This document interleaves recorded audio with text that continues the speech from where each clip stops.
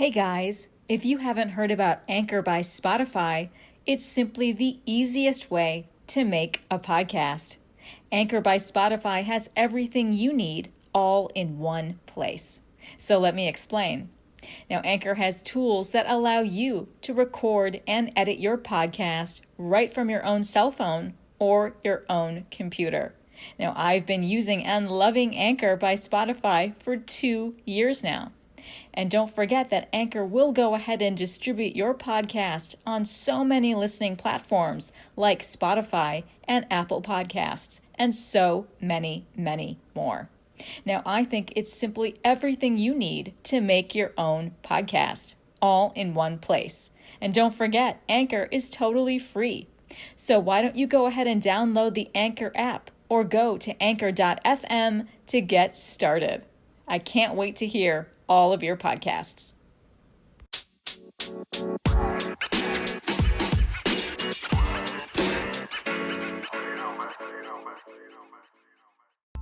Hey everyone, welcome back to all my listeners. This is episode number 4 of season 8. Today is Wednesday, January 25th, 2023. My name is Sonal Patel, and this is the Paint the Medical Picture podcast series. All right, you guys. Now, I just wanted to say thank you. Thank you to all my listeners for all of your continued feedback over these past 2 years, all of your continued support, your questions that are coming in, partnership inquiries, and topics that you guys want me to spotlight on, and so much more. I'm just humbled that my tiny little podcast has made it to 60 countries worldwide, and I'm tapping into their top charts as well. So I'm so grateful, and I just wanted to share a little bit of the data analysis that I did on my own little podcast. So right now I'm in the top US charts at number 75 with my last episode with Ryan Rangel. So big shout out to Ryan over at 360 Connect. So I made it well inside the top 100 chart, and I'm ranked at number 75. So that's great news. And I'm also in the top charts in Ireland and India as well for these past few episodes. So thank you to Ireland, my listeners, and to my listeners in India as well. And I'm also seeing that 72% of you are listening in on your iPhones. I love that you take the podcast in on the go, right? I love it on those iPhones. And then 65% of you are finding me on Apple Podcasts. So that's great. I have lots of other platforms as well, like Spotify, Google Podcasts. All of you guys are in the charts as well, but 65% of you are finding me on Apple Podcasts.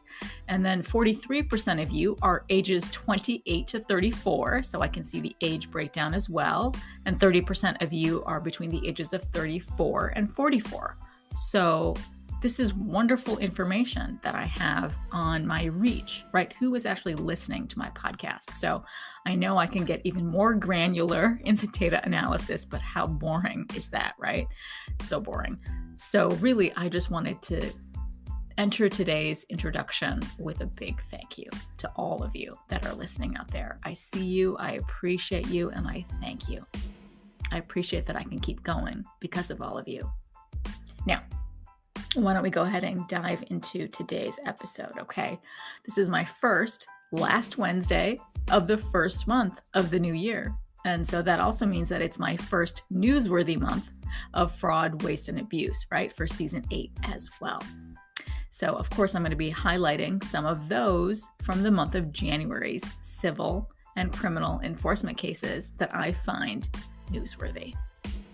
And then all right, you guys, in my compliance tips and recommendations, I wanted to unpack some details on what's going on for telehealth in 2023. And of course, I'm going to go ahead and round out today's episode with a remarkable quote on creativity by Brené Brown. If you guys have checked me out on LinkedIn, you know I'm all about compliance and protecting our physicians and our valued healthcare professionals when it comes to the business of medicine. I hope this week with me brings you enough to take back to your organizations, to want to dive in deeper, to use my tips and best practices to ensure success.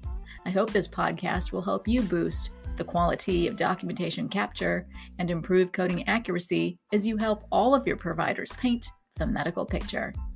If you like what you're hearing, please go ahead and hit that subscribe button now so you don't miss another episode. Please write in a review and kindly drop me a 5-star rating on Apple Podcasts or wherever you listen to my podcast. I'd really love your support.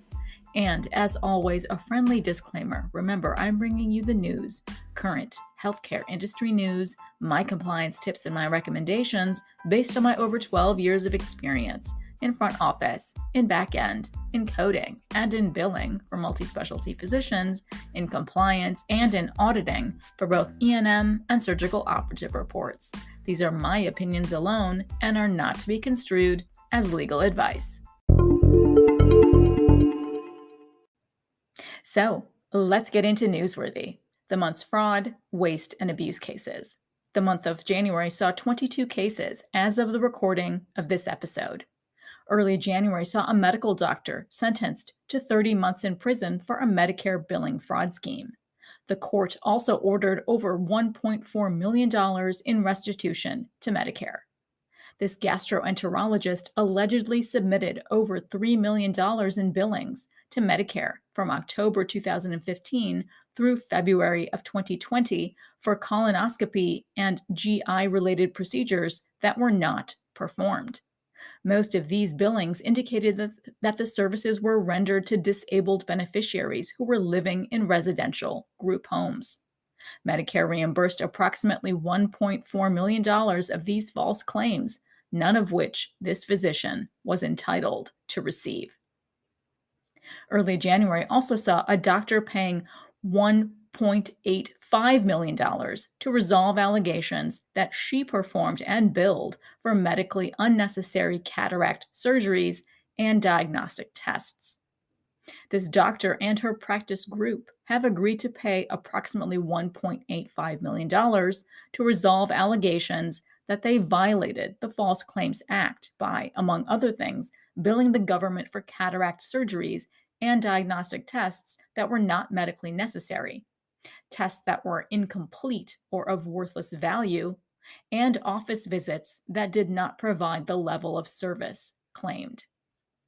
This particular settlement resolves allegations that from January 1st of 2011 through December 31st of 2016, she knowingly submitted false claims to federal healthcare programs for medically unnecessary cataract extraction surgeries and YAG laser capsulotomies.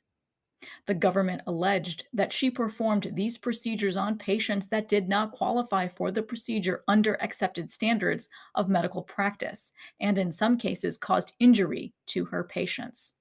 Additionally, the government alleged that she falsely diagnosed patients with glaucoma to justify unnecessary diagnostic testing and treatment that was billed to Medicare. The government alleged that many of these diagnostic tests that she ordered were not properly performed, were performed on a broken machine, or were not interpreted in the medical record as required by Medicare. To protect federal healthcare programs and beneficiaries going forward, the physician and her practice group have entered into a detailed multi-year integrity agreement and conditional exclusion release, or IA, with the OIG that is more robust than the OIG's standard agreement. This IA includes training and reporting requirements and enhanced material breach provisions.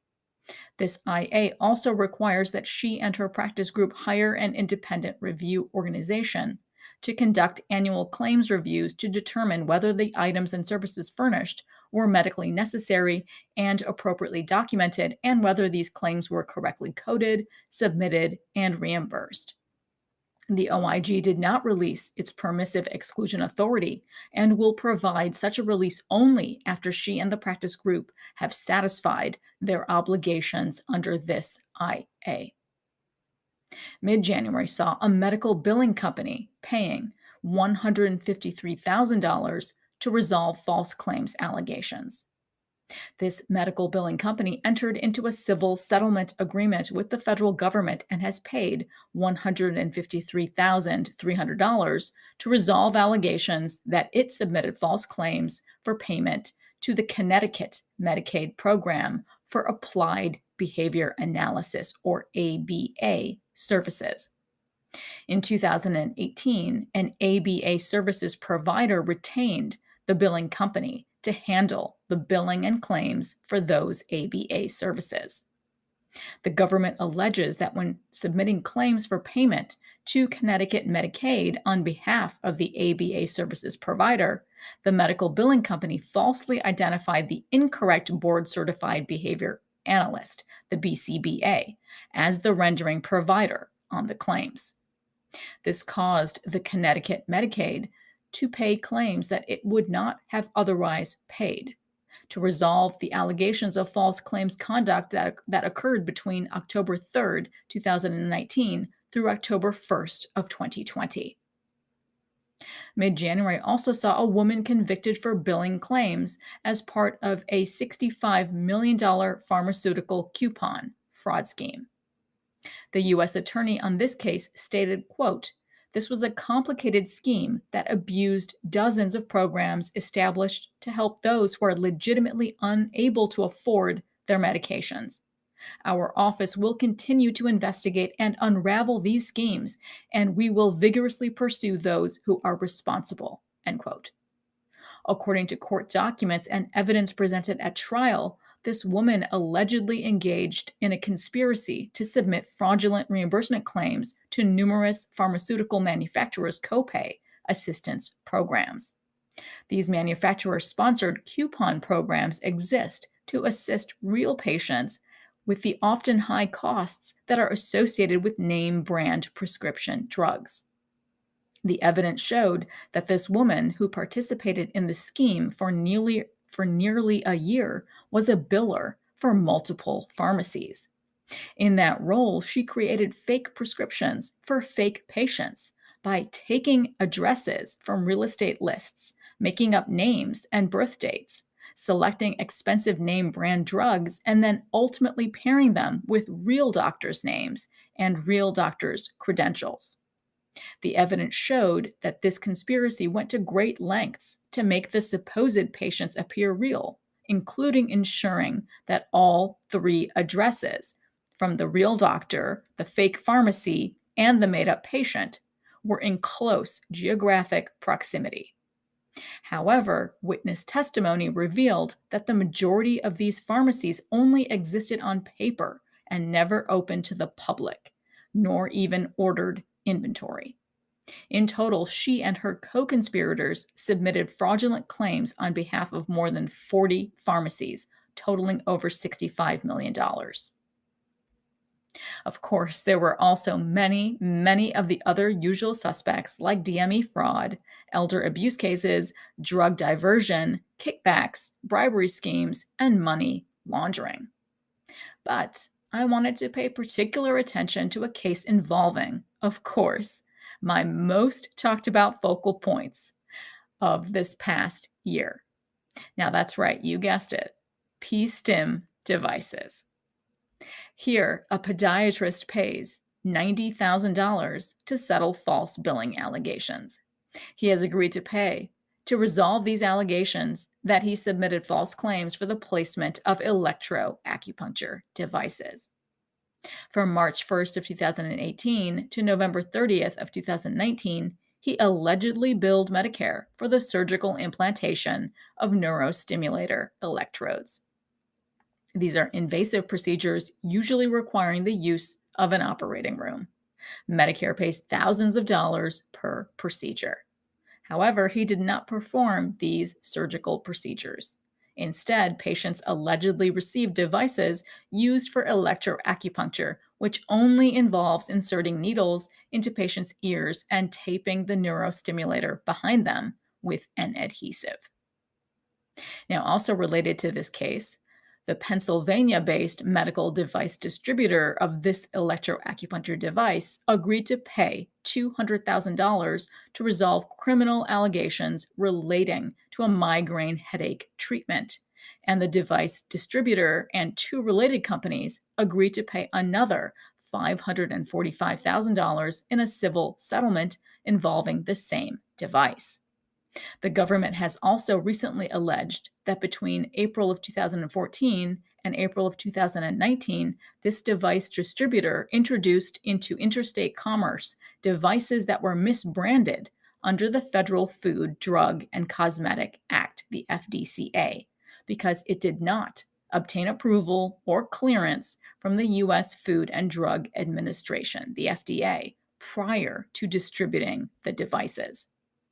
Its device, the Alevio SPG nerve block catheter, also known as just Alevio, was intended to treat migraine headaches by administering nerve blocks to the sphenopalatine ganglion, or SPG, which is a collection of nerves located deep in the midface of the skull.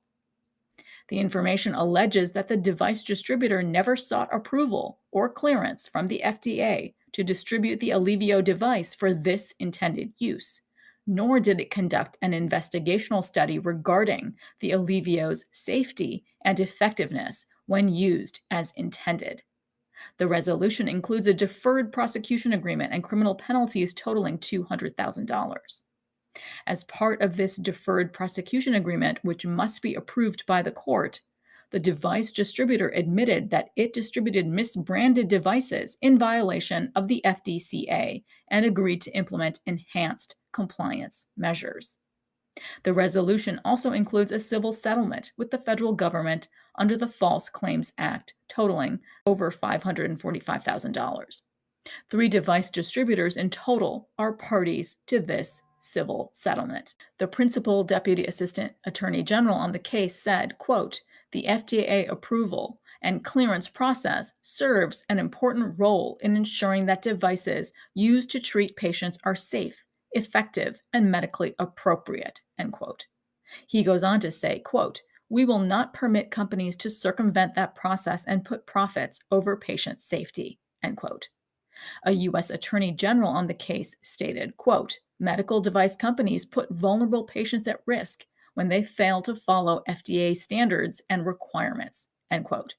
She goes on further and states, quote, "This resolution reflects our commitment to holding companies accountable for violating the integrity of the FDA approval process and placing profits over people," end quote. All right. So, wow, right? I've been talking for 2 years now on my podcast about these neurostimulator acupuncture, topical acupuncture devices, right, that are placed behind the ears. So, this is just another case to add on to the list of so many that I have talked about these past 2 years. So, I really do hope that this month's fraud, waste, and abuse cases spotlight, so much detailed information that you can use. And I really wanted to circle back to that case about the medical billing company, right? That's in the hot seat as well as the providers and those physicians, right? All of these types of enforcement cases are escalating now against these medical billing companies as well. We're seeing a slow uptick, a slow rise in our medical billing companies that are getting hit as well. So it's important that our medical billing companies understand what data needs to be captured on our claim forms and where to enter that data on the CMS 1500 claim form. Because when I read the details of that enforcement report that stated that the billing company, quote, "falsely identified the incorrect board certified behavior analyst, or BCBA, as the rendering provider on the claims." Right. So to me, when I read that, I see that as perhaps an EMR issue. Perhaps the billing company did not choose the correct board certified behavior analyst from the EMR's dropdown of choices, right? Perhaps that a choice of, 2 to 5 other providers, and they simply erroneously clicked on the wrong provider. So this was billing from a ABA services provider, remember, who may have had multiple board certified behavior analysts at the practice. So I see it as it could have been something as simple as that. An easy corrected claim could have been filed. But let's remember, going back to that particular case, this was a Medicaid case, and their timely filing deadlines are much, much shorter. So again, these are just some of my thoughts that came to mind without being privy to any of the information, all of the extenuating details and the facts of the case. So those were just some initial thoughts that I had when I read about it. Now, remember, I do my very best each and every month trying to highlight those cases that I find most interesting. I try my best to provide thoughtful insights to providers to be mindful of correct coding and compliant billing practices to avoid joining these very serious and these very public and often very hefty outcomes. I always believe these types of fraud, waste, and abuse cases are most helpful. So please take a deeper look into these reports and see how they may affect you, your provider, your facility.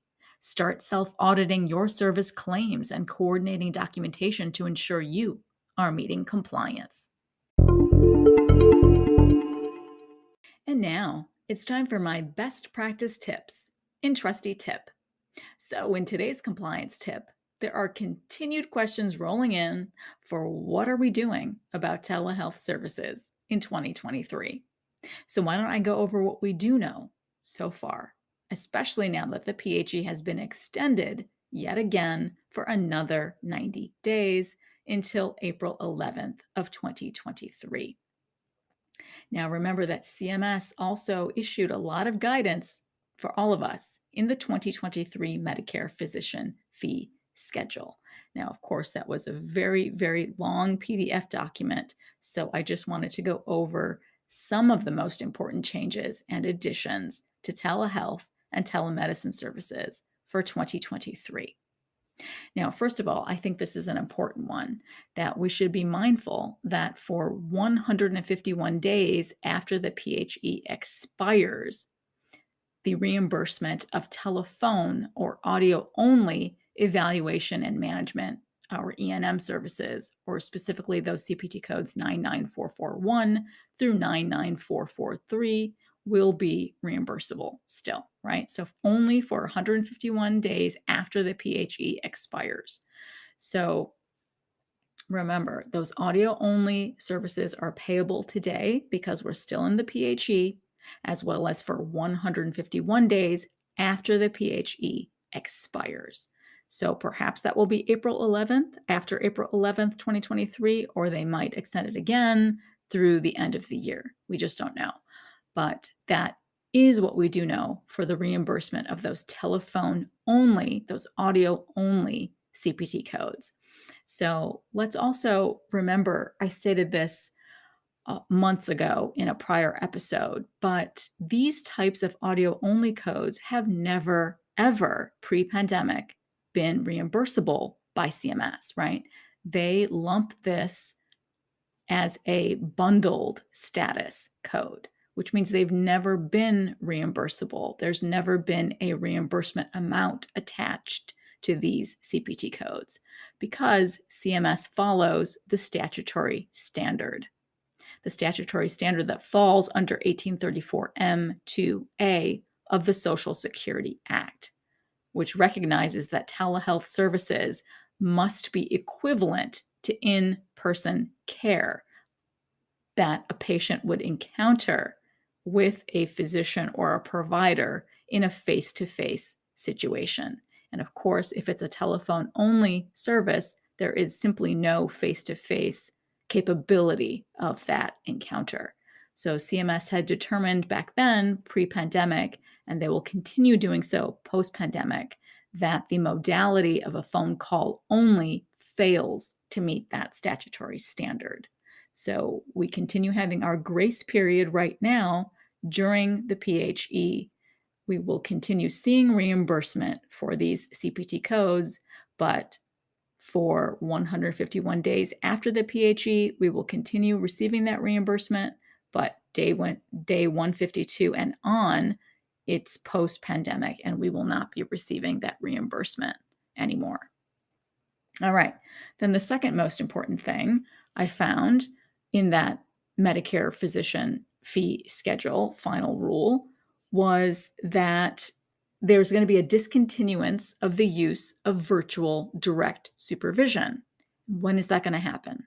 CMS has stated that that virtual direct supervision will be available through at least the end of 2023. So some slight variance there from the first important tidbit that I just disclosed to you. So they have stated that the virtual direct supervision will be available through at least the end of 2023. So this also is a good thing, in my opinion, that it's going to go back to the way CMS has always outlined direct supervision, right?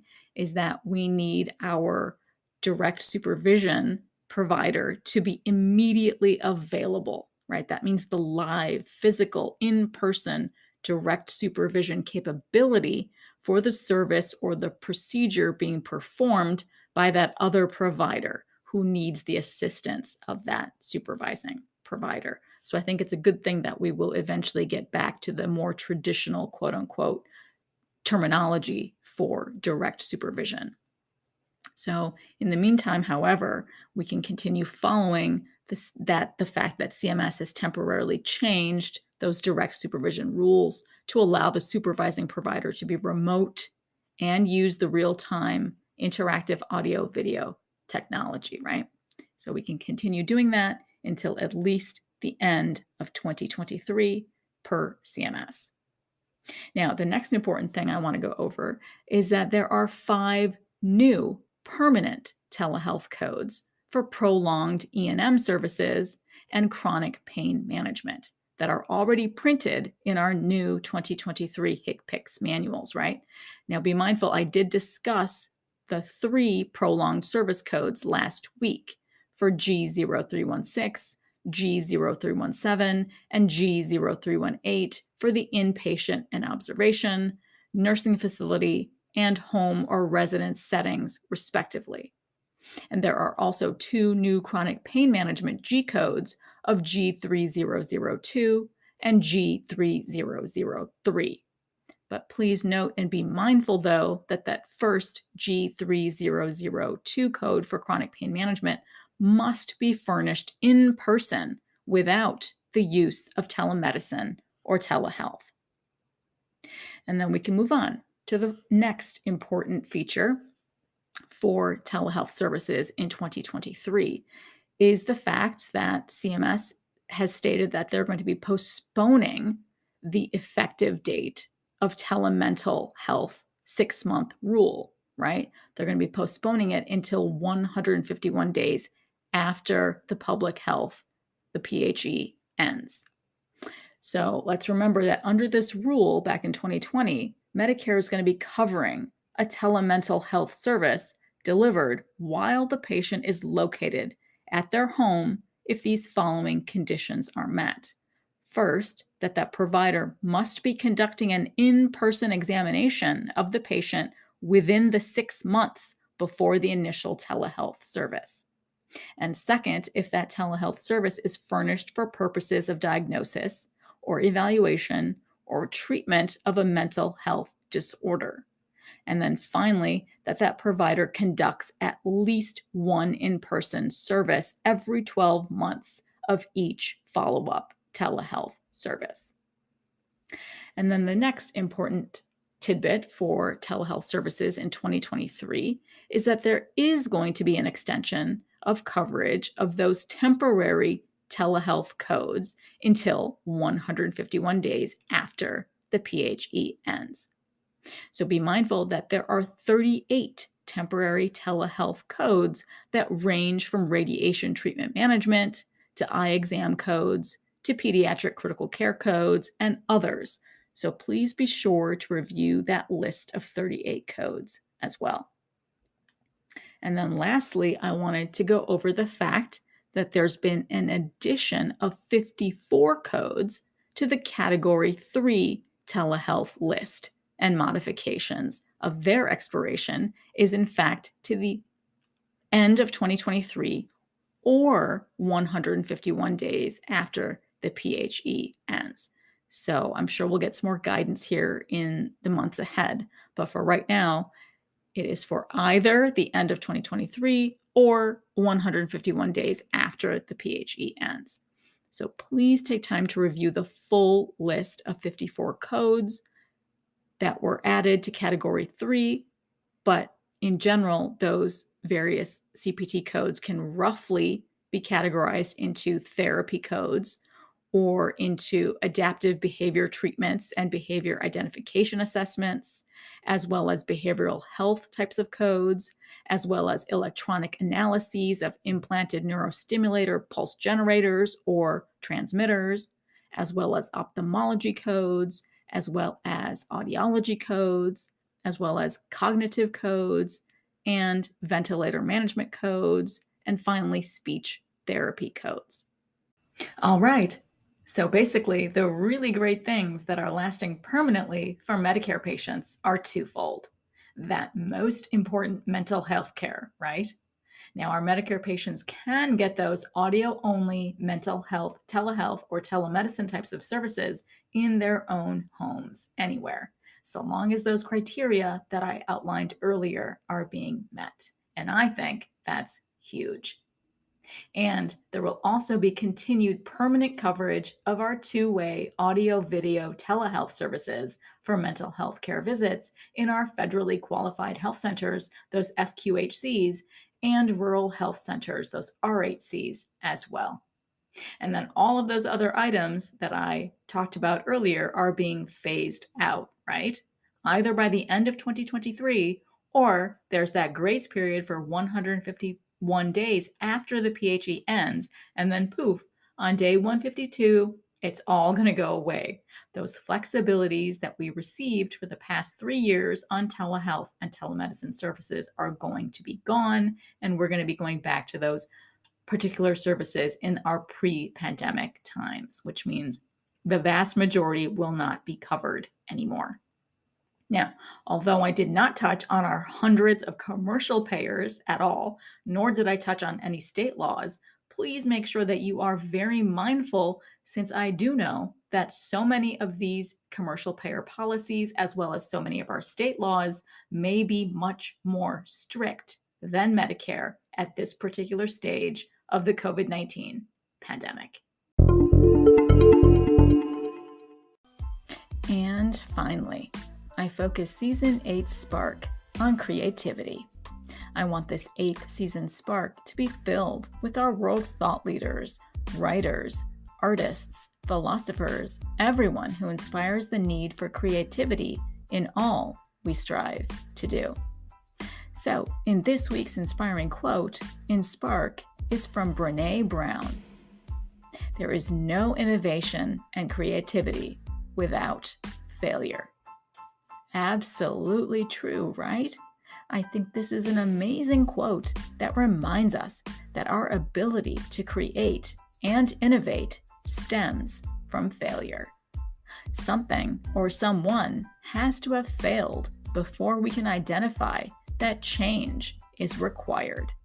I think this quote reminds us that our ability to create and innovate comes from this deeper place, a place that needs our creativity and our innovation.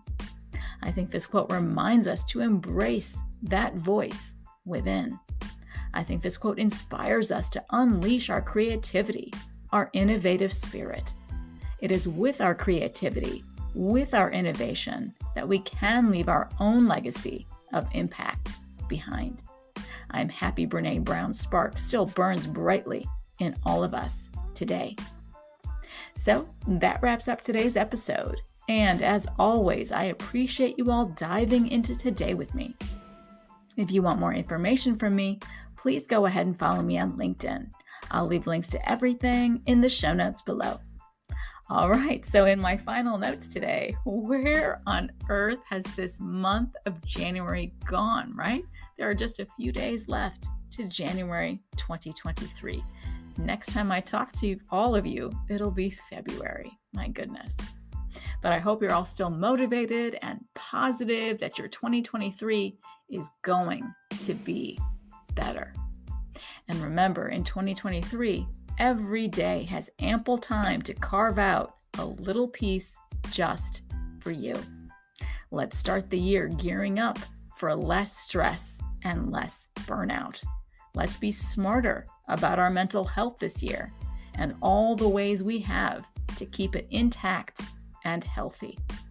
I wish you all an amazing week ahead. Thank you so much for listening in on today's episode.